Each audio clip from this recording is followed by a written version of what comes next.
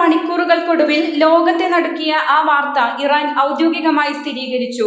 ഇറാന്റെ പരമോന്നത നേതാവ് Ayatollah Ali Khamenei American Israel സംയുക്ത വ്യോമാക്രമണത്തിൽ കൊല്ലപ്പെട്ടു. ശനിയാഴ്ച പുലർച്ചെ ടെഹ്റാനിലെ ഖമനയിയുടെ ഔദ്യോഗിക വസതി ലക്ഷ്യമാക്കി നടന്ന അതിശക്തമായ ബോംബാക്രമണത്തിലാണ് 36 വർഷമായി ഇറാന്റെ അവസാന വാക്കായിരുന്ന ഖമനയിയുടെ അന്ത്യം. ആക്രമണത്തിൽ ഖമനയിയുടെ മകളും പേരക്കുട്ടിയും കൊല്ലപ്പെട്ടതായും റിപ്പോർട്ടുകൾ പുറത്തുവന്നു. ഖമനയി കൊല്ലപ്പെട്ടെന്ന അമേരിക്കൻ പ്രസിഡന്റ് ഡൊണാൾഡ് ട്രംപിന്റെ അവകാശവാദം ഇതോടെ ലോകം ശരിവെച്ചു. ഖമനയി കൊല്ലപ്പെട്ട വിവരം പുറം ലോകം അറിയാതിരിക്കാൻ ഇറാൻ ഭരണകൂടം വലിയ നാടകങ്ങളാണ് നടത്തിയത്. ഇതിന്റെ ഭാഗമായി ഖമനയുടെ ഔദ്യോഗിക എക്സ് പേജിൽ ഇമാം അലിയുടെ നാമത്തിൽ എന്ന് തുടങ്ങുന്ന പോസ്റ്റ് പ്രത്യക്ഷപ്പെട്ടിരുന്നു.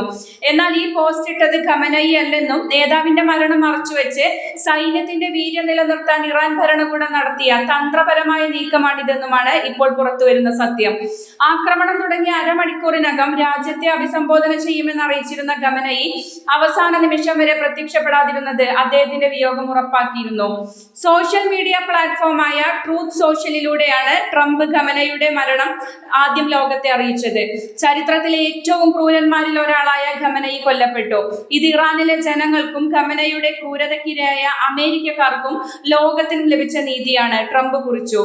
അത്യാധുനിക ട്രാക്കിംഗ് സംവിധാനങ്ങളിലൂടെ ഖമനയുടെ ഓരോ നീക്കവും നിരീക്ഷിച്ചിരുന്നതായും ഇസ്രായേലുമായി ചേർന്ന് നടത്തിയ മിന്നൽ ആക്രമണത്തിൽ നിന്ന് രക്ഷപ്പെടാൻ അദ്ദേഹത്തിന് കഴിഞ്ഞില്ലെന്നും ട്രംപ് വ്യക്തമാക്കി. ഖമനയുടെ വസതിക്ക് നേരെ 30ഓളം അതിശക്തമായ ബോംബുകളാണ് US ഇസ്രായേൽ യുദ്ധവിമാനങ്ങൾ വർഷിച്ചത്. ഖമനയുടെ വധത്തിന് പിന്നാലെ ഇറാൻ നടത്തിയ മിസൈൽ ഡ്രോൺ വർഷത്തിൽ ഗൾഫ് നാടുകൾ അക്ഷരാർത്ഥത്തിൽ ഭീതിയിലായി. ദുബായിലെ ആഡംബര ഹോട്ടലായ ബുർജ് അൽ അറബിന് തീപിടിക്കുകയും പാം ജുമൈറയിലെ ഫെയർമൗണ്ട് ഹോട്ടലിൽ മിസൈൽ പതിക്കുകയും ചെയ്തു. ദുബായ്, അബുദാബി വിമാനത്താവളങ്ങൾക്ക് നേരെ നടന്ന ആക്രമണങ്ങളിൽ ഒരാൾ കൊല്ലപ്പെടുകയും നിരവധി പേർക്ക് പരിക്കേൽക്കുകയും ചെയ്തു. UAEക്ക് നേരെ മാത്രം 137 മിസൈലുകളും 209 ഡ്രോണുകളുമാണ് ഇറാൻ തൊടുത്തുവിട്ടത്. ഇറാനിലും സ്ഥിതി അതീവ ഗുരുതരമാണ്. അമേരിക്കയും ഇസ്രായേലും നടത്തിയ ബോംബാക്രമണത്തിൽ ഇതുവരെ 201 പേർ കൊല്ലപ്പെട്ടതായാണ് ഇറാനിയൻ റെഡ് ക്രസന്റ് അറിയിക്കുന്നത്.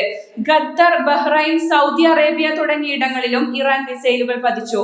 1989 റുഹുള്ള ഖോമേനിയുടെ മരണശേഷം അധികാരമേറ്റ അലി ഖമനയുടെ വിയോഗം ഇറാൻ ഭരണകൂടത്തെ സംബന്ധിച്ചിടത്തോളം നിലനിൽപ്പിനായുള്ള പോരാട്ടമായി മാറിയിരിക്കുകയാണ്.